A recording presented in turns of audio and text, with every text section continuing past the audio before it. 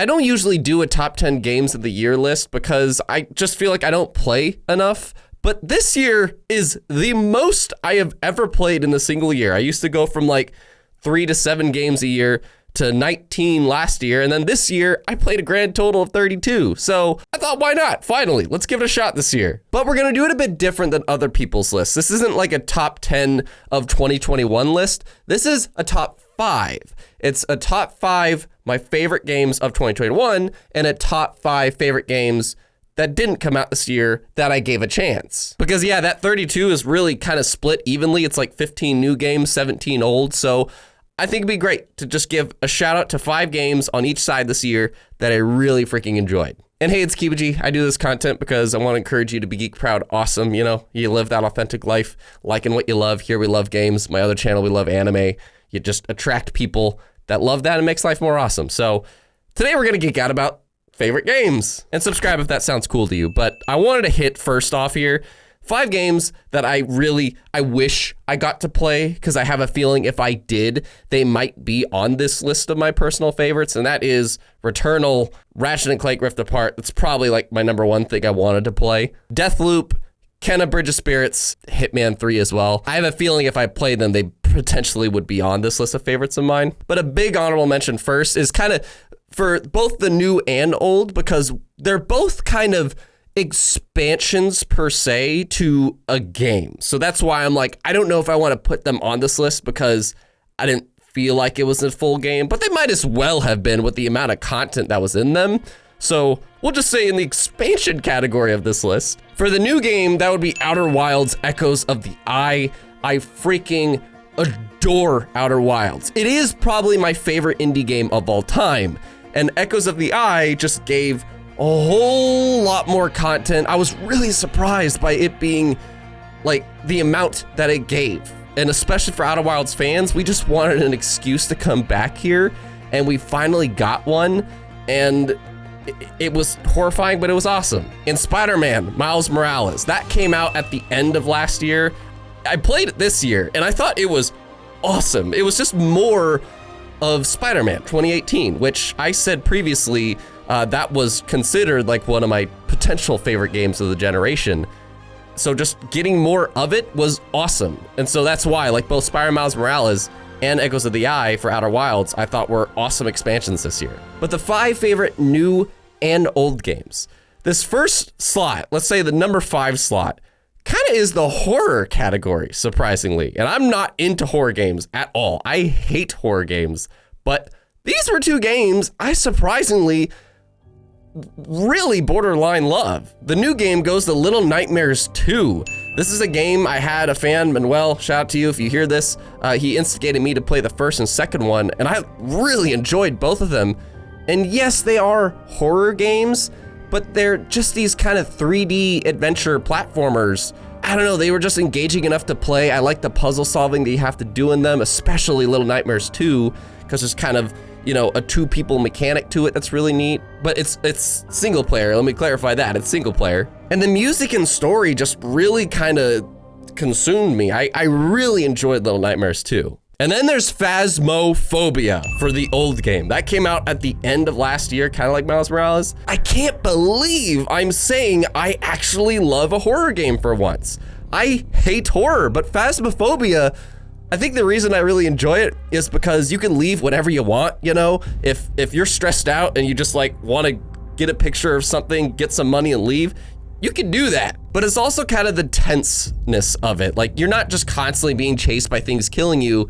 It's more so like you're self-inserting yourself to do as much as you can before things get risky. So it's much more tense than say Dead by Daylight. And that element makes it a lot more fun to me, especially when I play with friends. Like I can only play this with friends or stream it.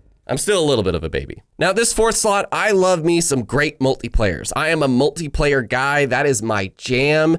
And these 2 kind of go with that with the new game of the year, Back 4 Blood. I have never played Left 4 Dead before. I know, that's a shocker to some maybe. And Back 4 Blood was kind of my gateway into this, and it's just so much fun. The card system, I was really worried about how that would mess with me, but it really really makes the game a lot more interesting because you kind of have all these various decks you can make, these various builds that are really good with certain characters, and that just makes it all the more interesting to kind of experiment with constantly. Plus the gameplay itself, like there's so many different kind of ridden, that's the enemies, that it just feels a lot of fun to shoot them. Like of all the games this year, other than my top one, the enemies to take down in this one are just so much fun to do so. I like being a medic or the melee person, those are my two favorites. But the old game that I've gotten to for multiplayer this year is Sea of Thieves. Sea of Thieves is just, it's so adventurous. It's kind of like, instead of Back 4 Blood, you know, where you are gonna get rewarded the more you play and the more cards you earn and supply points to buy more cards and stuff. That isn't loot box, by the way, that's another reason I love that game. Sea of Thieves is the exact opposite, where you just jump in and you are the equal standing as everybody else, honestly. If you have more money, then you can buy more like cannonballs and food, and I guess that's helpful, but in the end, you're really just the same ships, the same ammo and everything as everybody, and I always enjoy games that do that, where you just set out on equal footing, and you're just going on an adventure. That's all you're doing in these servers. You're just going out on an adventure, find some gold, hunt down some ghosts or whatever. What's that world event? Let's go scuba diving. They added a lot to this game this year, and it was the Pirates of the Caribbean thing that really, you know, sucked me in. So that was a new piece this year. But that was like my gateway to just, hey guys, you want to just sail around and Sea of Thieves? It's just a beautiful game while being a lot of fun at the same time. And I enjoy going on these ventures with just people or my friends. Now the third spot, we have the twos. We have sequel. Psychonauts 2 is my number 3. I freaking love this game. I want more games like Psychonauts 2. It is such a breath of fresh air to just see somebody that isn't Nintendo still bringing life to these cartoon-like IPs, and with this kind of art direction that's super, you know, loony. It just is gorgeous. And the level design for this game is so much fun, where, you know, this game was nominated for Best Narrative. I wouldn't say it's because of like, you know, what the characters say. It's more like what the levels say. This game tells stories through its level design that never gets old. It's always something different. Every new mind you go into that could be representing insecurities, alcoholism, or whatever, like, it just is so much fun to play at the same time. It's got a neat progression system. I love Psychonauts 2, and I'm so excited to see what Double Fine does next with Microsoft's backing behind them. But the other 2 game I played this year is Titanfall 2. Now, Titanfall 2, its multiplayer, I think is a lot of fun. But the reason it's on this list is because it is one of, if not the greatest first-person shooter campaign I have played in a long time. I would argue since BioShock Infinite. And it is that game that shooter fans didn't really get to play because it came out the same time like Gears 4 and Battlefield 1 came out. But my God, it has one of the coolest levels I have ever played in my entire life of gaming. I seriously just like kept pausing, and I'm just like, this is crazy. The campaign also has like a dope buddy cop feel between you and the big robot, and the writing of it is really pleasant. I just loved the campaign of Titanfall 2, and the multiplayer is still like, yeah, that's a lot of fun too, and the gameplay is super smooth and rock solid, but it's that campaign that is why it's one of my favorite games of the year. Now my number 2 slot, congratulations EA, this is your spot. Because first we have kind of an indie game that, you know, EA completely backed in their creation, and that is our game of the year, It Takes Two. It Takes Two is the greatest cooperative game I have ever played, because it literally relies on you doing co-op. The game's title is literally what it is. It takes two to beat this game. You are going to have to communicate, you're gonna have to work together to beat it, and that helps drive the narrative forward too, because it's about, you know, a mother and father that are getting a divorce and they have to work together to, you know, get out of the situation that they're in as dolls. And just between the art direction, the music, the spectacular level design, like it's 3 games in a row I've talked about level design, but it's an important factor to me. And the levels in It Takes Two never get old, man. They never get old. It's just one new mechanic after another, new setting and one after another, and the story just keeps like flowing. It's such an entertaining game from start to finish, and there's just nothing like it out there right now, except by the same people, Hazelight Studio. I cannot wait to see whatever they do next. I don't know how they can top this. But that other EA slot that is the older game I played this year, Mass Effect. I played the entire Mass Effect trilogy this year and experienced why people say this is the greatest trilogy in all of gaming. I would arguably agree. Yes, Halo 1 through 3 is awesome, maybe BioShock, you know, but Mass Effect, the trilogy as a whole is what's here. It's like Lord of the Rings, you know, you don't consider individual Lord of the Rings movies, you just consider the trilogy that is Lord of the Rings, and that's what Mass Effect is.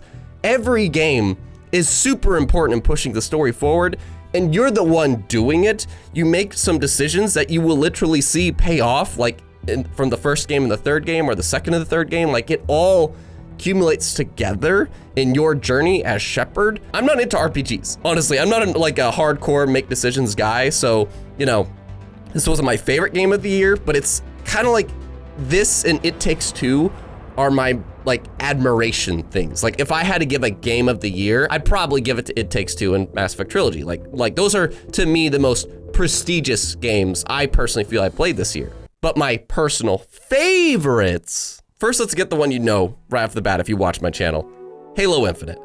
I can't put this game down. Between both its multiplayer and its campaign, I am just getting lost exploring its world. I haven't felt this way since Red Dead Redemption 2 and Breath of the Wild, and those are my two probably favorite open world games ever. And it's not as like good as those games, but I was so happy with the campaign. The multiplayer is so hard to put down once you get rolling. It's just got that one more mechanic to it, just kind of like Smash Bros. When I play a match of Smash, I'm just like another one. That's how I feel when I play Halo Infinite's multiplayer.